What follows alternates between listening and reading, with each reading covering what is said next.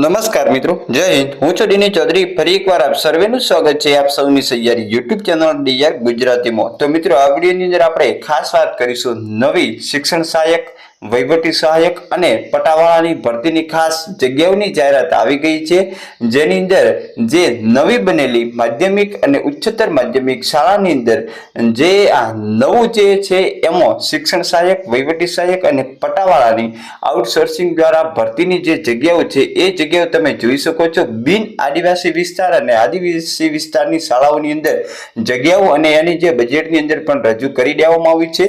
તો આ નવી જગ્યાઓ માટેની ભરતી પ્રક્રિયા ક્યારે ચાલુ કરવામાં આવશે, કેવી રીતે આની ભરતી પ્રક્રિયા થશે, જેની સંપૂર્ણ વિગત મેળવશો આ વિડીયોની અંદર. તો વિડીયો છેલ્લે સુધી જોતા રહેજો અને ચેનલ પર ન હો તો સબસ્ક્રાઇબ કરી બેલ આઇકન પ્રેસ કરી દો, એટલે ભરતીને લગતી સંપૂર્ણ અપડેટ મળતી રહે. તો ચાલો વિડીયો શરૂ કરીએ. તો મિત્રો, તમે અહીં જોઈ શકો છો 1/8/2025 ના રોજ નવો આવેલો પરિપત્ર છે, જેની અંદર નવી સરકારી માધ્યમિક અને ઉચ્ચતર માધ્યમિક શાળાઓ મંજૂર કરવા અને તેમના મહેકમના પગાર ભથ્થા તથા કચેરી ખર્ચ માટે જે વર્ષ 25-26 ના અંદાજપત્રમાં નવી બાબત તરીકે જોગવાઈની વહીવટી મંજૂરી આપવા બાબતેનો પરિપત્ર છે, જેની અંદર ખાસ ગુજરાત સરકાર શિક્ષણ વિભાગ સચિવાલય ગાંધીનગર દ્વારા આ પરિપત્ર કરવામાં આવ્યો છે.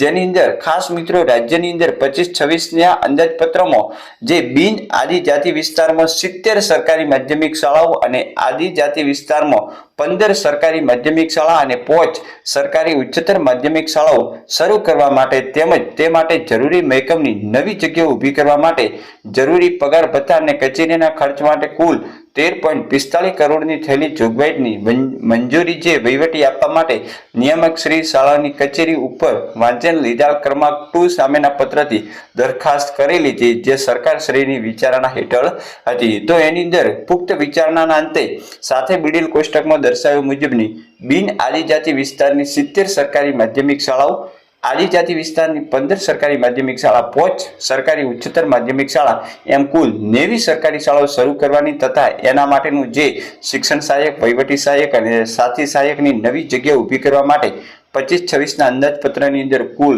43.45 કરોડની નવી બાબત તરીકે જોગવાઈના ખર્ચ આથી શરતોને આધીન વહીવટી મંજૂરી આપવામાં આવે છે. તો મિત્રો, આની જે માગણા હતી એની ફાઇનલી હવે મિત્રો મંજૂરી આપી દીધી છે, જેની અંદર જે ખાસ મિત્રો બિન આદિજાતિ વિસ્તારની અંદર 70 જે માધ્યમિક શાળાઓ છે એની અંદર શિક્ષણ સહાયકની 140 જગ્યાઓ છે, માસિક પગાર 40,800 ફિક્સ, વહીવટી સહાયકની 70 જગ્યાઓ છે, માસિક પગાર 26,000, પટાવાળાની અંદર આઉટસોર્સિંગથી 70 જગ્યાઓની ભરતી કરવામાં આવશે.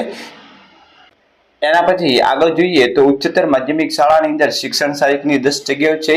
આમ કુલ જગ્યાઓની વાત કરવામાં આવે તો 290 શિક્ષણ સહાયક, પછી જે શાળા જે મિત્રો વહીવટી સહાયક અને પટાવાળાની 290 જગ્યાઓ છે. આદિજાતિ વિસ્તારની અંદર માધ્યમિક શાળાઓની અંદર 30 શિક્ષણ સહાયક છે, એના પછી 15 વહીવટી સહાયક અને 15 પટાવાળા, આમ કુલ 60 જગ્યાઓ જે છે એ ભરવાની થશે. તો એ તમે જોઈ શકો છો. એની સંપૂર્ણ અહીંયા શરતો પણ આપી છે.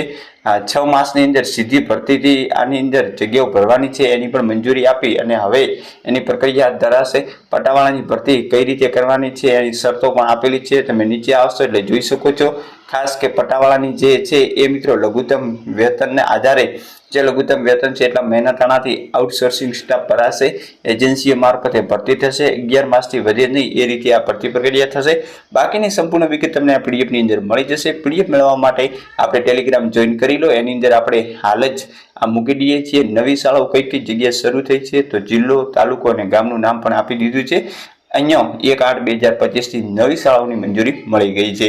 તો આની ભરતી પ્રક્રિયા પણ આગામી સમયની અંદર ચાલુ થશે, એટલે ચોક્કસ તમને અપડેટ આપીશું. ફરી મળીશું નવી અપડેટ સાથે નવા વિડીયોની અંદર. ત્યાં સુધી જય હિન્દ, જય ભારત. Thanks for watching.